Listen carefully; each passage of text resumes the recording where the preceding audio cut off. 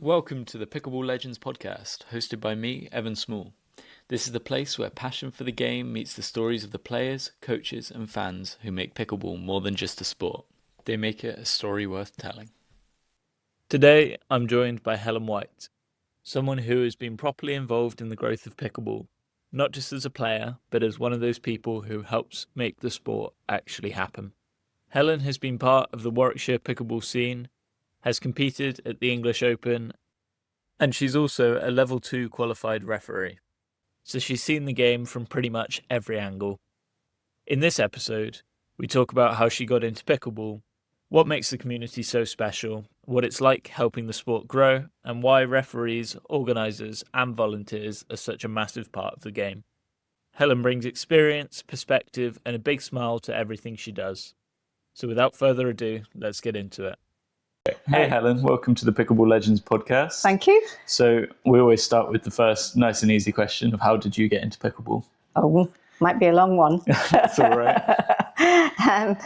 I went to the States in 2018, it must have been, to visit a friend who I hadn't seen for a number of years. And when I got there, she said, "Oh, I'm going to take you out and you are going to love a new sport that I found." I said, "Really?" So off we went, a beautiful sunny day out on the east coast of the States, and took me to this court that looked a bit like a tennis thing going on. Opened a little cupboard, there were some paddles and balls in there for anybody to use. So she more or less showed me what to do with a couple of other people who she dragged into the event. And that was it. I was hooked. You were hooked from the first time playing? Absolutely. We only played the once. We were there for about 2 hours or something like that. And then I came home and said to a friend who I played badminton with and tennis with, I said, "I found this sport. I don't think we play it over here. I've never seen it. Yeah. You are going to love it." So we did a whole load of research to try and find out where locally we could play. And we found one place I think it was in Knowle near Solihull. And they said, "Come along, come on. So off we went, and my friend liked it too. So I thought, right, well, if I invest in a net and some paddles and balls, we can set it up with our badminton and tennis friends, which is exactly what I did. And then I thought, there's got to be somebody more local to us here in Rugby who plays this sport. So a bit more research, and I came across a Sam at Dum-Dee-Dum, an email address. So I emailed this person and arranged to meet, and I met this young man, very young man, who was actually doing some coaching with some other children actually in a school, and it turned out to be Sam Basford. Yeah. So I said hello, and he said hello. So I said, "Look, if we want to do something, I can bring a few oldies to the party."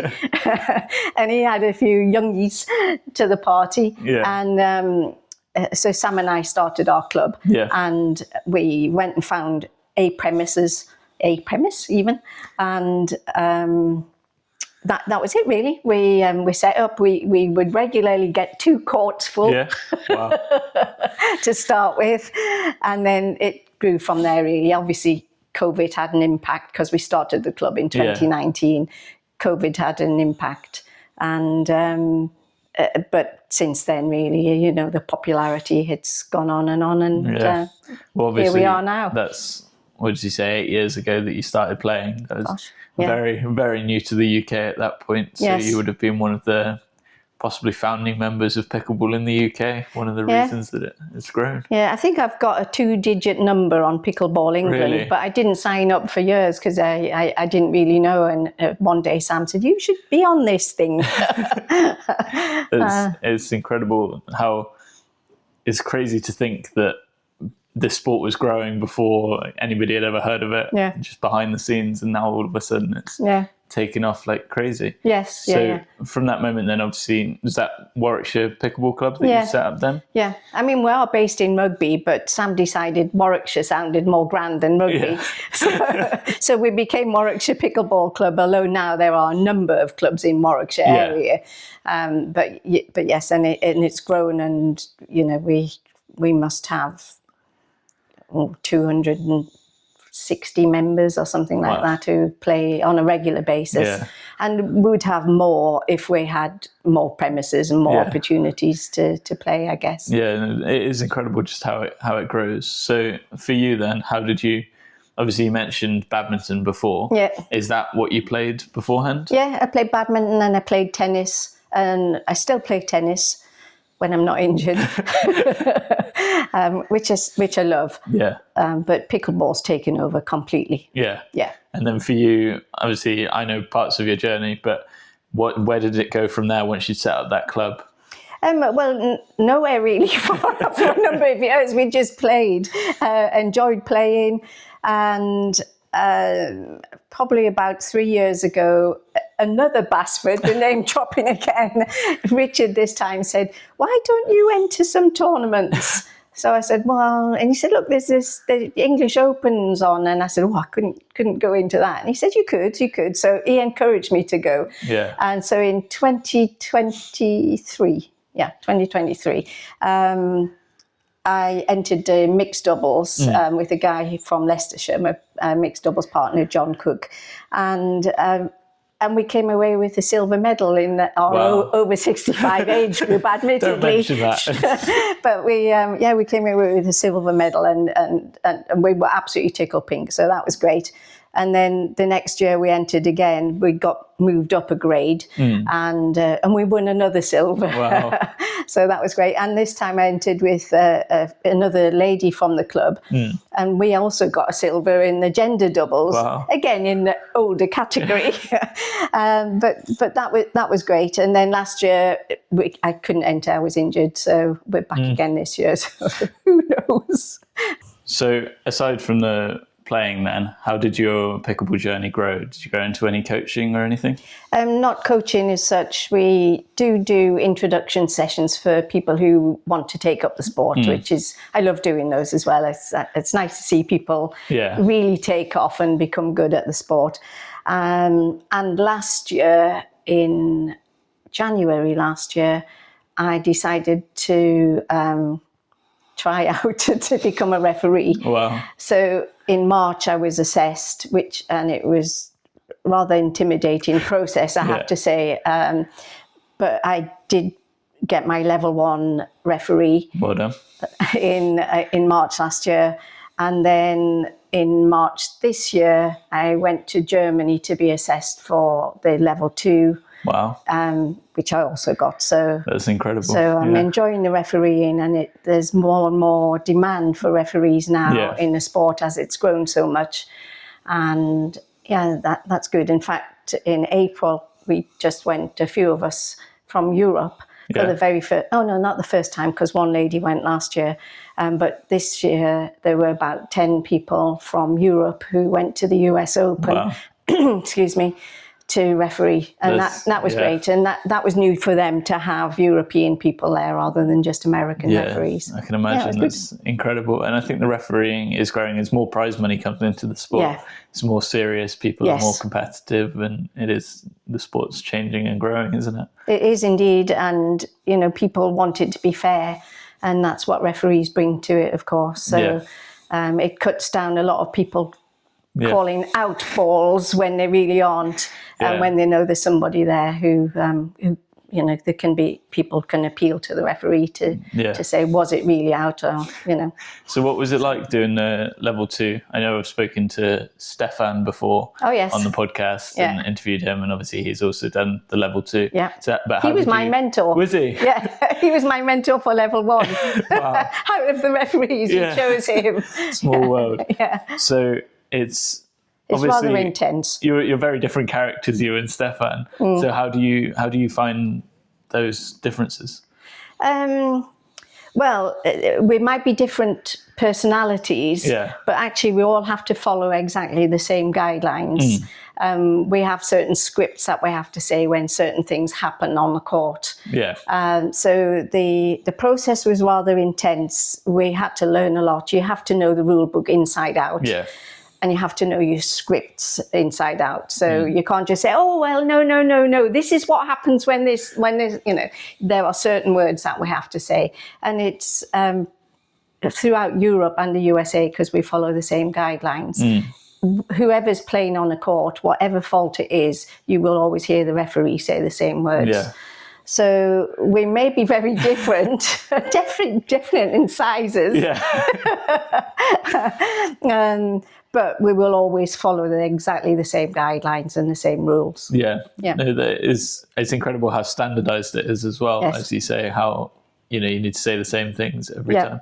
Yeah. And talking about referees and competitions growing with referees, I know we've got a competition coming up soon in the UK, the Young Persons Championships, which Lou, the organizer, is hoping to be the first fully refereed event in the UK. Yes. And that's just an incredible step forwards for the sport, I think, especially in that younger generation. No, it's great, isn't it? It really is great. And every single game on every court will be refereed this year for the first time. So there's 8 courts at courtside in Stourbridge, and there will be 4 level 2 referees there. So we will look after 2 courts each, and there will be a level 1 and a volunteer assigned to each level 2 referee. So there'll be 3 people in a little pod, if you like. And we look after 2 courts and make sure that it's fair for everybody, and everybody's given the best opportunity to win on their merits. Yeah, well, it's just phenomenal that that's such an opportunity. I mean, look at the sport 8 years ago and you only had 8 people on 2 courts. Exactly. And now you've got 8 courts full of people needing referees. It's just crazy the steps forward. And no, it's great, isn't it? It really is great. It's crazy the change. I mean, I've only been in the sport for 3 years now. But I remember you. I remember you as a even younger man.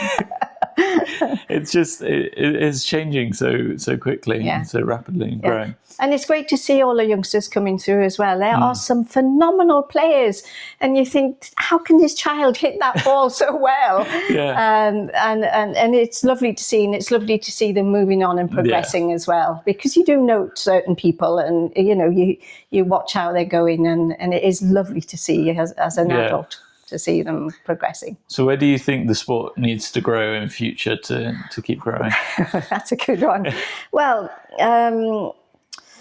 we've had a number of conversations with councils lately about trying to provide court facilities for more people to enjoy this game. Unfortunately, we're getting a few brick walls at the minute, and however much we're trying to attend the right places and speak to the right people, at the minute, certainly our council are not playing ball. But it is encouraging to see that lots of other councils across the country are actually building bespoke pickleball courts, outdoor ones as well as indoor facilities. And that's what's needed, really, because our biggest problem as a club, and possibly why we haven't grown even greater, is having more places to be able to play. And for example, at the minute, when we have a great facility in one of the schools that we play at, maybe 4 nights a week, but they have exams in there with all of May and June's taken out, and we're scrabbling around trying to find, well, where can we play now? And there's just not the facilities available. No. The local sports centre is good, but the flooring's not ideal for this sport. But they are great and they accommodate us. And in fact, we have 2 sessions running there a week anyway. But we can't fit the evening games, the evening sessions,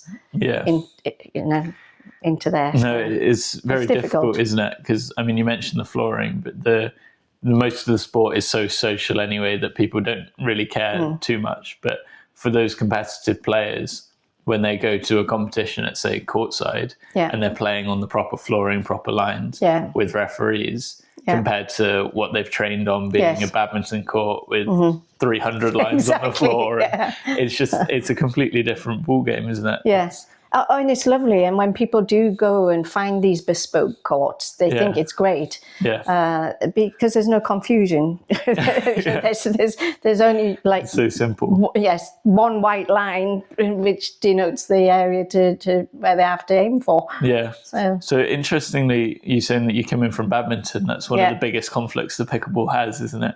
That badminton players are struggling to get court time because the pickleball players are taking over. So how do you see that as a badminton player? Well, I don't play badminton anymore. I can't play now. It's ridiculous. I started to play pickleball, went back to badminton. I couldn't hit it. There's nothing. I just kept missing. Too long of a racket. I just kept missing. This is mad. So I don't play, but certainly at the sports centre in Rugby, there's times where the courts are full of badminton players, and we grab the afternoon slots when we play. So at the minute, it's accommodated. But if the councils were to build some bespoke courts, then hopefully it wouldn't be with badminton lines on as well. It would just be, bespoke by the nature. It would just be for pickleball. I think it's certainly the way that the sport kind of needs to go, is having that. I mean, you've got other sports like, for instance, paddle, and they have to have that dedicated court to play, and that's why pickleball's got away with it. Because you can just play. I mean, if you wanted to, you could chalk out lines on the middle of the road, put up a little net, and you would still be able to play, because it's such a social game. We've approached a couple of tennis clubs, but they're not really interested in having pickleball line markings on their lovely courts. I thought that the tennis courts that are available for use in our area might be able to be used for pickleball as well. But again, the councils are not prepared at this moment in time to mark them up accordingly, even though we're saying, as a club, we're happy to contribute, we can provide the nets, etc. And we're just not really getting through to anything in this local area anyway. I think it will get there in the councils, especially when they start playing pickleball as well. Yes. I think we need to invite them all, don't we? Exactly. It's going to get to a point where everybody has played pickleball. I mean, even, as I say, in the 3 years I've been playing, it's gone from what's pickleball? Everybody asks what's pickleball when you say you play. Yeah, no, they do. And now you say, oh, I play pickleball, and they go, oh, I think I've heard of that. Yeah. So hopefully in another 3 years, we'll go, oh, I played that last week. And interestingly, at the school that we play in, primarily, the head of sports there is a member of our club. Really? And she introduced the pickleball to her school, to the children there, and they play regularly there. So more and more children are getting the ability, the chance to play. And I've heard of another couple of high schools in the area as well who want to introduce it to their curriculum. So hopefully, it'll feed through, and eventually somebody somewhere will say, well, okay, we'll build you some courts. Getting the schools is another example of it growing, right? An incredible place for it to grow, because as the kids start getting into it, they'll get older and they'll be growing the sport as well. Yes. Yeah, we do actually get a number of people emailing us on a weekly basis saying, how do I go about playing? And quite recently we've had a number of people saying, myself and my 11-year-old son have been doing such and such, or my daughters would like to play, but we just can't accommodate juniors at the moment, not in our club. But that's something that ideally we'd like to do. Yeah. If we can make it happen, then great. We have been speaking with the sports centre, and in holidays, hopefully we're going to do some sessions for children and other people who may not have been exposed to the sport during the summer holidays. So that'll be good. That'd be good. Yeah. Well, as you said earlier, that a lot of the juniors are, just as good as some of the senior players. Oh my, they can wipe the floor with us. Exactly. So sometimes, I know at our club we have a few younger players, and they just mix in with everybody else. Yeah. As long as they're, respectful and well-mannered and, Absolutely. don't mess about, then they're fine to play. Yeah, when we have had some children there because their parents have been there, they've been great. Yeah. Really great. A lot of them, they're just fine, aren't they? They're lovely. Absolutely. Yeah, and one of my favourite things about the sport is you can have 3 generations on a court. Yes. I mean, you could even squeeze in 4 if you really. I know some 91-year-olds who play, and it's just that's incredible. Like the ability to still be able to play there. A 9-year-old and a 91-year-old on a court. Great, isn't it? Just what other sport? I know, it's lovely. That's lovely to see. Yeah, and with your refereeing, is there anywhere further that you can take it? Is there a level 3? There is, and that's the final one. That's called a certified referee. There's none in Europe at the minute, and I don't think there's any progression path at the moment. Although a couple of the referees have been speaking to those in the States because we're trained by them as well. Yeah. And they've been speaking to a couple of people in the States to maybe get in and follow their path. But over here at the minute, there's no. There's not in Europe, not that I'm aware of. But would you be interested if it did come up? I'm not sure. Not sure? I'm not sure at the minute. Let me get used to my level 2 status for a while. Yeah. It's still early days. But, in Europe, there's less than 20 referees. So. Yeah. Would you recommend it to people to give it a go and... Yeah, I definitely would. Yeah, I definitely would. The more tournaments that are out and about, the more people want to play in tournaments, the more tournament directors will want referees in the future. Yeah. Then at the minute, there's probably, we could probably just about cope with it. I think I say 20, I think there's 20 in the UK, a mix of probably 8 or 9 level 2s and the rest are level 1s who've just been assessed and passed. And then in Europe, probably you could double that number. So it's not huge. There's not a huge amount of referees in Europe as a whole at the moment. Do you find it's a really good way to go around and meet people in the sport as well, rather than playing? Yeah, I do. It's great. I mean, I still love playing, but actually there's a great community in amongst the referees, and I've made some lovely friends.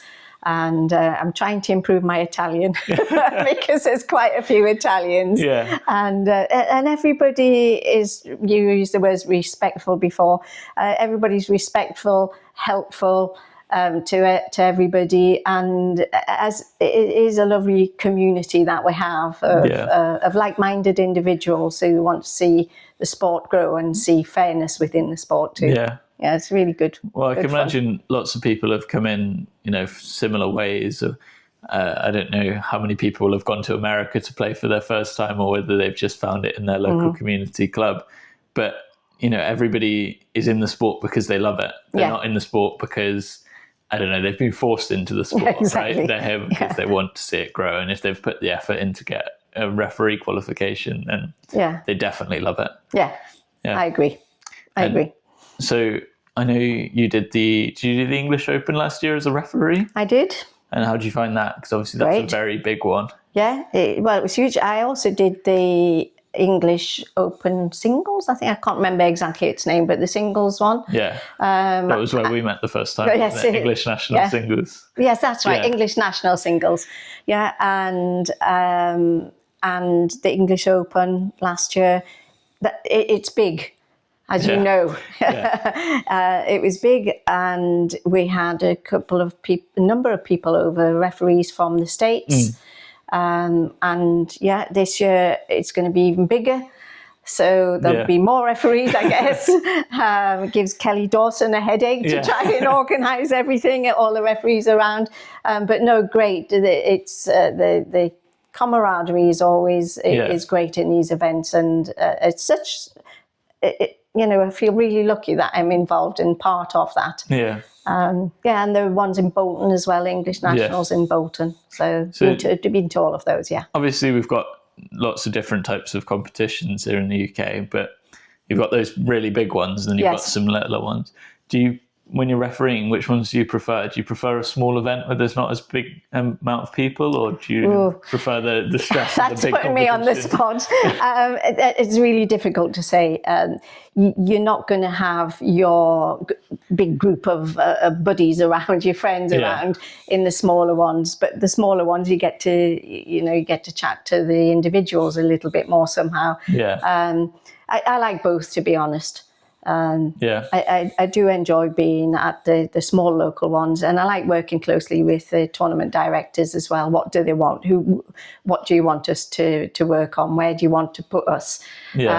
So you get that with the smaller ones, whereas with the bigger tournaments, this is what's going to happen and what have you. So you almost have it handed to you, and you just have to do it. Oh, absolutely. It has to be organised in that way so that all the major matches are covered and what have you.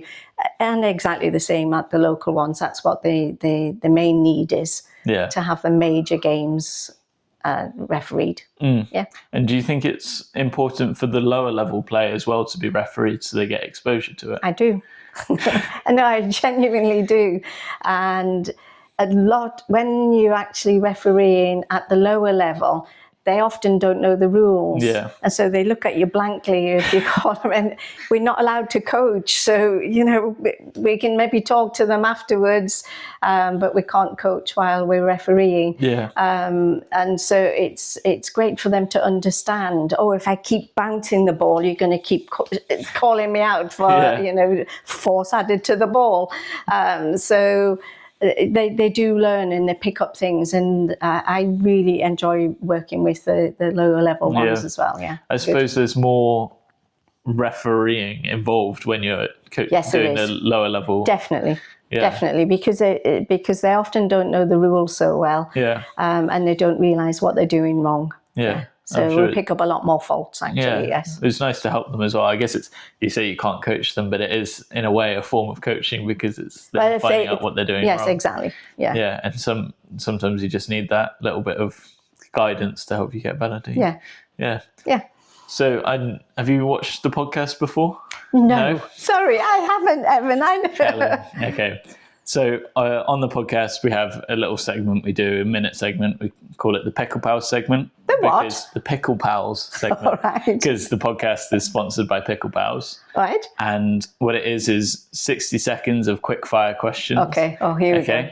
Your time starts now. Okay. Singles or doubles? Doubles. Do you prefer a drop or a drive? Drive. Do you prefer mixed or gender doubles? Mixed. What paddle do you play with? Engage.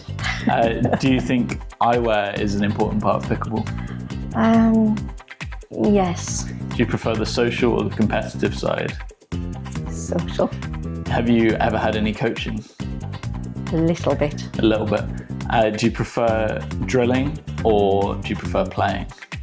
Playing. Do you think drilling's important? I do, and I'd like a lot more of that. Do you prefer dedicated venues or sports halls? Dedicated. And where's your favourite place in the world to play? Rome. Rome? And what's your dream destination that you've not been yet to play? Everywhere. Everywhere. As many places as possible. Yes. All right, that's your time up. Okay. So you mentioned there about eyewear. Yeah. What do you think about I've not really tried it, but you see, I wear my glasses and I don't have to, but I have them on the court. It does help me when I'm playing, but also I think it protects my eyes. Yeah. If I didn't wear my glasses, then I maybe feel a little bit vulnerable. Because I do get belted at, and I haven't been hit in the face yet. And I don't remember ever hitting anybody in the face, and certainly wouldn't do it purposefully. But I think it's really important that we do protect ourselves. And so, I think if I didn't wear my glasses, then I would want to wear some sort of protective eyewear. So are your glasses for short distance or long distance? No, they're very focal, so it's for everything. Yeah, because I know my mum, she has varifocal contact lenses that she wears to play.